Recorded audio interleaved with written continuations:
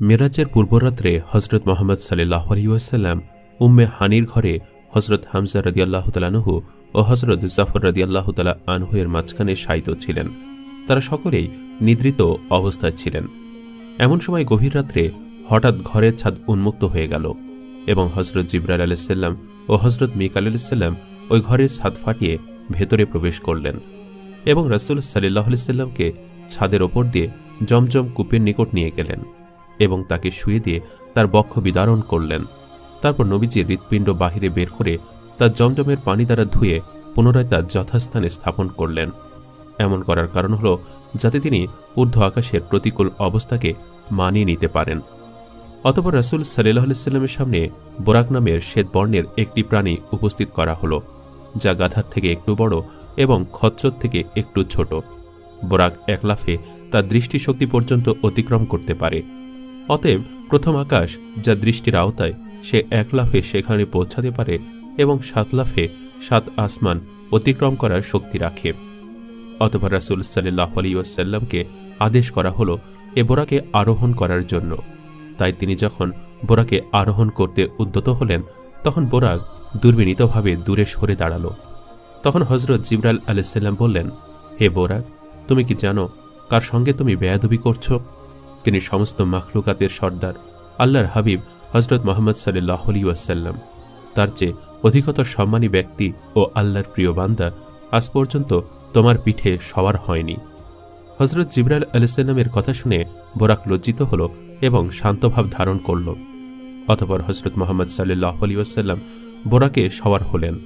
হজরত জিবরাইল আলাইহিস সালাম রেকাব ধরলেন এবং মিকাইল আলাইহিস সালাম তার লাগাম ধরে সামনে অগ্রসর হতে আরম্ভ করেন। সর্বপ্রথম খেজুর গাছে ভরা একটি প্রান্তরে পৌঁছালেন। জিবরাইল আলাইহিস সালাম বললেন, এখানে অবতরণ করুন এবং অজু করে 2 রাকাত নামাজ আদায় করুন। এটা আপনার হিজরতের স্থান। এ স্থানের নাম ইয়াসবের। হজরত মোহাম্মদ সাল্লাল্লাহু আলাইহি ওয়াসাল্লাম তাই করলেন। বোরাক থেকে নেমে 2 রাকাত নামাজ আদায় করলেন এবং তারপর আবার বোরাকে সওয়ার হয়ে সম্মুখে অগ্রসর হলেন। অতঃপর তিনি আলমে বারজাকের কতিপয় আশ্চর্য ঘটনাবলী দেখতে পান। তিনি সম্মুখে অগ্রসর হয়ে একজন বৃদ্ধ মহিলাকে রাস্তার উপর দণ্ডায়মান অবস্থায় দেখতে পান। তখন তিনি জিবরাইল আলাইহিস সালামকে তার পরিচয় জিজ্ঞেস করলেন। জিবরাইল আলাইহিস সালাম বললেন, আপনি সম্মুখে অগ্রসর হন। অতঃপর কিছুদূর পরে একজন বৃদ্ধ লোককে পথের একপাশে দেখতে পান। সে বৃদ্ধ লোকটি তাকে ডাকছে। জিবরাইল আলাইহিস সালাম বললেন, চলুন চলুন, সামনে চলুন। কিছুদূর যাওয়ার পর এমন এক সম্প্রদায়ের নিকট তিনি উপস্থিত হলেন, যারা তাকে দেখা মাত্র এভাবে সালাম করল, আসসালামু আলাইকুম ইয়া আয়ালু, আসসালামু আলাইকা ইয়া আখিরা, আসসালামু আলাইকা ইয়া হাসিরু। তখন জিবরাইল আলাইহিস সালাম বললেন, হে নবী, আপনি তাদের সালামের উত্তর প্রদান করুন। অথবা দলটি সেখান থেকে চলে গেল। পরিশেষে জিবরাইল আলাইহিস সালাম বললেন, বৃদ্ধা মহিলাটি ছিল দুনিয়া এবং বৃদ্ধ লোকটি ছিল ইবলিস শয়তান। আর ওই লোকগুলো হজরত ইব্রাহিম, হজরত মুসা এবং হজরত ঈসা আলাইহিস সালাম। অতঃপর পথ চলতে চলতে রাসূল পাক সাল্লাল্লাহু আলাইহি ওয়াসাল্লাম এমন এক কওমের নিকট উপস্থিত হলেন, যারা একই দিনে শস্য বপন ও কর্তন করে। কর্তনের সঙ্গে সঙ্গে পূর্বাবস্থায় ফিরে আসে। তিনি জিবরাইল আলাইহিস সালামকে তাদের পরিচয় জিজ্ঞেস করলেন। তখন জিবরাইল আলাইহিস সালাম বললেন, তারা আল্লাহর রাস্তায় জিহাদকারী। তাদের আমল 700 গুণ পর্যন্ত বৃদ্ধি পেয়ে থাকে। তারা যা ব্যয় করেন, আল্লাহ তার উত্তম বিনিময় প্রদান করেন এবং তিনি উত্তম রিজিক প্রদানকারী। তারপর তিনি পুনরায় পথ চলতে শুরু করলেন। অতঃপর তিনি এমন এক সম্প্রদায় দেখতে পান, যাদের মাথা পাথর দিয়ে আঘাত করা হয়, ফলে তা চূর্ণ বিচূর্ণ হয়ে যায়, আবার পূর্ব অবস্থায় ফিরে যায়, পুনরায় আঘাত করা হয়, আর এই অবস্থা অনবরত চলতে আছে। হজরত জিবরাইল আলাইহিস সালাম বললেন, তারা ওই সমস্ত লোক যারা ফরজ নামাজ হতে বিমুখ হয়ে থাকে। এরপর রাসূল সাল্লাল্লাহু আলাইহি ওয়াসাল্লাম আবারও পথ চলতে লাগলেন। তারপর এমন এক সম্প্রদায়ের নিকট পৌঁছালেন, যাদের লজ্জাস্থানের মধ্যে আগুনের রশি বাঁধা ছিল। তারা জন্তুর ন্যায় জাক্কুম এবং দোজখের পাথর ভক্ষণ করছে। হজরত মুহাম্মদ সাল্লাল্লাহু আলাইহি ওয়াসাল্লাম জিবরাইল আলাইহিস সালামকে তাদের সম্বন্ধে প্রশ্ন করলে জিবরাইল আলাইহিস সালাম বললেন, এ সম্প্রদায় যাকাত প্রদান করে না, তাই তাদের এমন অবস্থা। তারপর রাসূল সাল্লাল্লাহু আলাইহি ওয়াসাল্লাম আবারও পথ চলতে লাগলেন। অতঃপর এমন এক সম্প্রদায়ের নিকট উপস্থিত হলেন, যাদের সামনে 2টি ডেক আছে।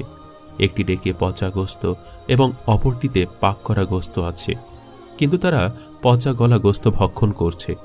জিবরাইল আলাইহিসসালামকে জিজ্ঞেস করাতে তিনি বলেন, তারা ওই ব্যক্তি যারা ঘরের পবিত্র স্ত্রী ছেড়ে অপরের অপবিত্র স্ত্রীর নিকট গিয়ে নিজেদের স্বার্থ চরিতার্থ করত। এমন দৃশ্য দেখে নবীজি সাল্লাল্লাহু আলাইহি ওয়াসাল্লাম আবারও পথ চলতে লাগলেন। তারপর এমন এক ব্যক্তির নিকট পৌঁছালেন যে বিরাট একটি লাকড়ির বোঝা বেঁধে নিয়েছে, যা সে বহন করতে পারছে না, অথচ সে আরও লাকড়ি নিয়ে একত্রিত করছে। তার উচিত ছিল লাকড়ির বোঝা কিছুটা কমিয়ে দেওয়া, যাতে সে তার লাকড়ি বহন করতে পারে। তখন রাসূল পাক সাল্লাল্লাহু আলাইহি ওয়াসাল্লাম হযরত জিবরাইল আলাইহিস সালামকে বললেন, এই লোকটিকে এবং সে এমনটা কেন করছে? তখন জিবরাইল আলাইহিস সালাম বললেন, সে ওই ব্যক্তি যার উপর মানুষের অনেক হক আছে, যা সে আদায় করতে পারছে না, তারপরও সে অন্যান্য লোকের হক মাথায় উঠিয়ে নিচ্ছে। অতঃপর নবী করিম সাল্লাল্লাহু আলাইহি ওয়াসাল্লাম সামনে অগ্রসর হলেন। বেশ কিছু দূর যেতেই এক জায়গায় দেখলেন কিছু লোকের জিহ্বা আগুনের কাঁচি দ্বারা কাটা হচ্ছে এবং তার সাথে সাথে আবার ঠিক হয়ে আগের মতো হয়ে যাচ্ছে। অতঃপর আবার কাটা হচ্ছে এবং আবার আগের মতো হয়ে যাচ্ছে। এই অবস্থা দেখে রাসূল সাল্লাল্লাহু আলাইহি ওয়াসাল্লাম জিজ্ঞেস করলেন, এরা কারা? হযরত জিবরাইল আলাইহিস সালাম জবাব দিলেন, এরা সেই সমস্ত লোক যারা মানুষকে উপদেশ দিত, অথচ নিজেরা সে উপদেশ অনুযায়ী আমল করত না। এভাবে অনেক ঘটনার মধ্য দিয়ে রাসূল সাল্লাল্লাহু আলাইহি ওয়াসাল্লাম বাইতুল মুকাদ্দাসে পৌঁছে গেলেন। সেখানে গিয়ে তিনি বোরাককে একটি আংটির মধ্যে বেঁধে রাখলেন, যেখানে পরবর্তী নবীগণ তাদের সওয়ারি বাঁধতেন। কোনো কোনো বর্ণনাতে হযরত জিবরাইল আলাইহিস সালাম নিজের আঙ্গুল দিয়ে একটি পাথর ছিদ্র করে দিয়েছিলেন, অতঃপর তাতে বোরাক বেঁধেছিলেন। বোরাক বাঁধার পর হযরত জিবরাইল আলাইহিস সালাম বললেন, হে মুহাম্মদ, আপনি বেহেশতের হুর দেখার জন্য আপনার প্রভুর নিকট দরখাস্ত করেছিলেন কি? রাসূল সাল্লাল্লাহু আলাইহি ওয়াসাল্লাম বললেন, হ্যাঁ। হযরত জিবরাইল আলাইহিস সালাম বললেন, ওই দিকে তাকান। তিনি হুরানের জান্নাতের এক জমাতকে দেখতে পেলেন। তাদের নিকট গমন করে জিজ্ঞেস করলেন, আপনারা কিসের জন্য সৃষ্ট হয়েছেন? তারা বলল, আমরা পবিত্র ও অনুপমা। আমরা এমন লোকের সহধর্মিণী যারা পবিত্র, কখনো অপবিত্র হবে না। অতঃপর রাসূল সাল্লাল্লাহু আলাইহি ওয়াসাল্লাম বাইতুল মুকাদ্দাসের ভিতর প্রবেশ করেন। সেখানে সমস্ত নবীগণকে দেখতে পেলেন। তারপর 2 রাকাত নামাজ